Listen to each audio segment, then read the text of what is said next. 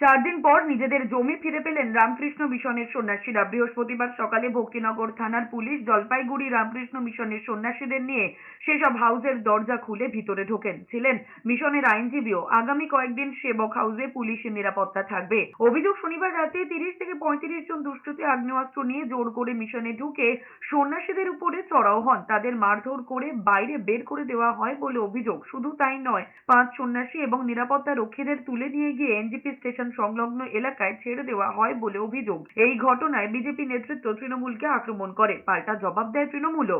আমরা তো লিগালি তো করবো, লিগালি যেরকম আমাদেরকে আমরা চেয়েছি আর আলটিমেটলি তো এরকমই তো আজকে আমাদেরকে হ্যান্ডিং ওভার করেছে। তো এখন আমাদের যে জিনিসপত্রগুলি ছিল আমরা মিলিয়ে দেখবো, তারপরে আমি বলতে পারবো ছিল না ছিল। এদিকে ঘটনার তদন্তে নেমে 5 জনকে গ্রেফতার করেছে পুলিশ, যদিও এখনো অধরা মূল অভিযুক্ত প্রদীপ রায়।